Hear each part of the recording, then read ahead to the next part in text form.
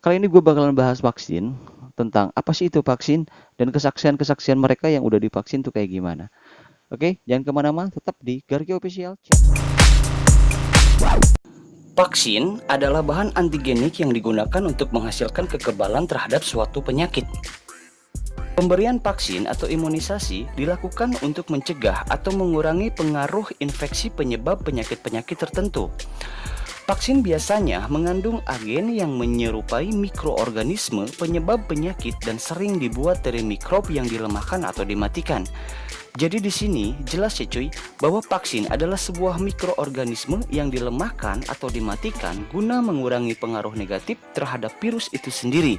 Jadi pada intinya cuy, kita melakukan vaksinasi atau diimunisasi itu sama saja kita disuntikan virus, tapi virus ini tidak berbahaya karena sudah dimatikan atau dilemahkan ya cuy.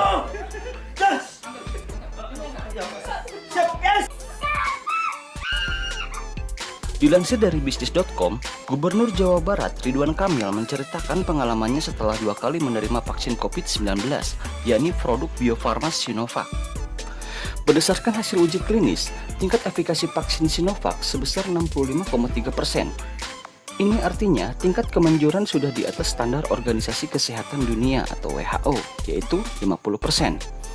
Melalui unggahan video di akun Twitternya, dia membagikan pengalaman setelah 3 bulan disuntik vaksin COVID-19, Kang Emil justru merasa memiliki antibodi yang sangat semakin kuat. Walaupun begitu, menurut Kang Ridwan Kamil, respon terhadap vaksin itu sendiri terbagi dua, yaitu ada yang menerima secara rasional, ada pula yang menerima secara irasional. Dan seperti kita ketahui, yang merespon vaksin selalu terbagi dua. Ada yang merespon dengan rasional, berpikir ilmiah, berpikir yang baik. Ada juga yang merespon dengan emosional, merespon irasional, tidak percaya, tidak mau, dan sebagainya. Biasanya mereka yang tidak percaya, tidak mau karena 3 hal. 1, bertanya bukan pada ahlinya, ada yang tanya ke musisi, ada yang nanya ke profesi arsitek, hal-hal yang sebenarnya bukan bidangnya. Ada juga yang terprovokasi di WA, di media sosial, dan juga ada yang kena korban hoax. Rata-rata pasti karena 3. Kesaksian lain dari salah seorang relawan asal Bandung bernama Fadli Bazardin yang ia kemukakan di acara Mata Najwa, bahwa ia mengaku rela menjadi seorang relawan karena tuntutan pekerjaan sebagai ojek online, yang notabene bertemu dengan banyak orang dan bisa jadi dari salah satu orang yang ia temui terjangkit COVID-19. Ia juga telah melakukan riset atau mencari info tentang vaksin tersebut yang ternyata telah dipakai di berbagai negara dan telah teruji secara klinis kemanjurannya. Fadli juga menyebutkan bahwa bukan ia saja yang menjadi relawan, melainkan keluarganya sendiri. Nah, bagaimana rasanya setelah divaksin? Ini dia pernyataan Fadli di acara Mata Najwa. Yang sebetulnya sudah divaksin terlebih dahulu adalah para relawan uji coba vaksin yang dilakukan sejak beberapa bulan yang lalu. Saya sudah terhubung dengan Fadli Bazardin, salah seorang relawan uji coba vaksin yang saat ini berada di Bandung. Selamat malam Bang Fadli. Selamat malam Mbak Najwa. Dan saya dengar bukan cuma Anda ya, tapi sekeluarga ya, lebih dari 5 orang keluarga Anda semuanya jadi relawan uji vaksin, betul? Ya, betul. Kalau yang sudah divaksin itu saya, istri saya, adik ipar, ketiga kakaknya. Jadi total itu ada 6 orang. Dan harusnya itu ada 8. Kalau dari keluarga saya itu ada 2 orang yang gagal screening awalnya. Oke, apa rasanya waktu setelah menerima suntikan itu, Mas? Gak biasa aja, kayak imunisasi biasa gitu. Ada efeknya tidak setelah itu? Kalau efek sih nggak ada ya, untuk demam atau pusing seperti itu nggak ada. Mungkin pas waktu divaksin, saya ngerasain ngantuk yang lumayan hebat sih, waktu 1 jam setelah divaksinnya. Oh, jadi efeknya ngantukan gitu? Itu Iya, emang ngantuk. kurang tidur aja. Betul. Atau karena efek vaksinnya? Oke cuy, jadi itu orang-orang yang udah menjadi saksi-saksi yang sudah pada divaksin ya, termasuk Gubernur Jawa Barat, belum ya, kalau Gubernur DKI Jakarta belum, termasuk Kang Emil, Gubernur Jawa Barat, yang katanya setelah divaksin dia merasa bugar, merasa imunitasnya itu naik, dan ngerasa segar lah, ngerasa enak. Cuman ya efek-efeknya juga tetap ngantuk. Kalau gua baca di dokumennya itu Kang Emil sempat ngantukan sampai 3 hari efeknya. Setelah 1 jam disuntikan, nah setelah itu dia ngantukan sampai 3 hari ngantuknya. Jadi efeknya cuma ngantuk doang sih.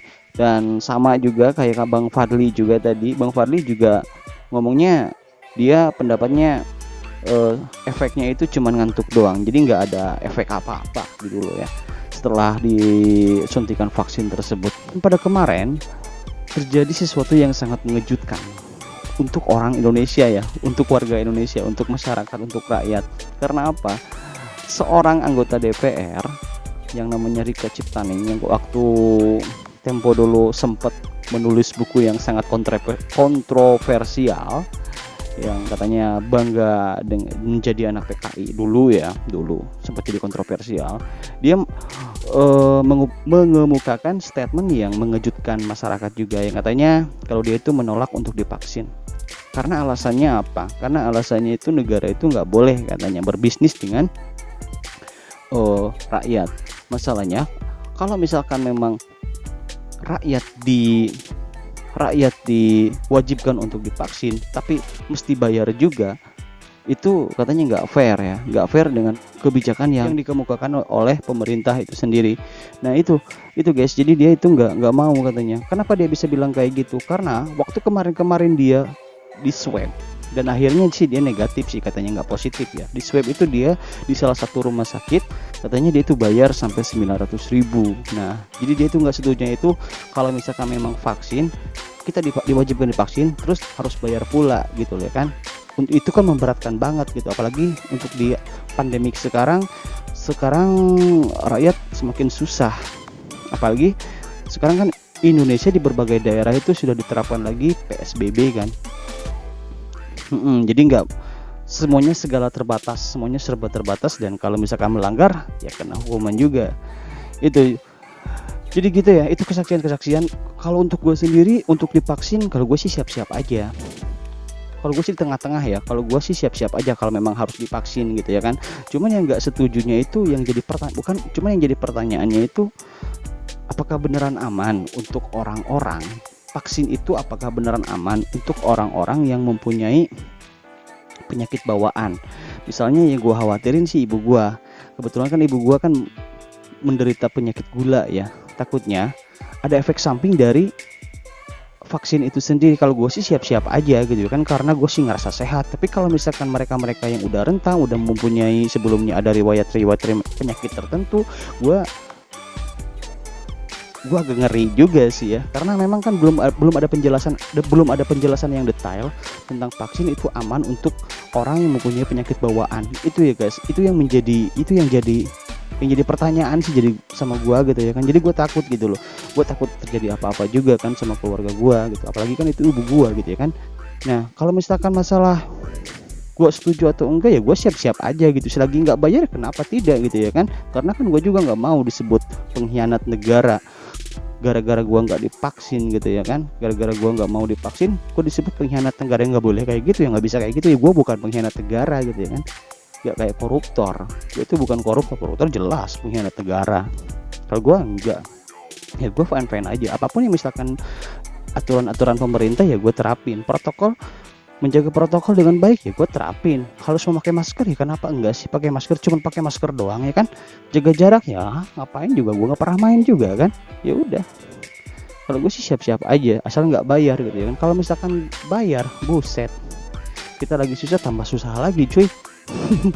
Oke, jadi gitu guys ya, mudah-mudahan aja konten ini bisa bermanfaat buat lo semua, dan mudah-mudahan juga ada ilmu yang bisa dipetik gitu ya, menjadi sebuah informasi juga buat kalian semua. Oke. Oh iya, ngomong-ngomong gua ganti baju. Oke guys, see you next.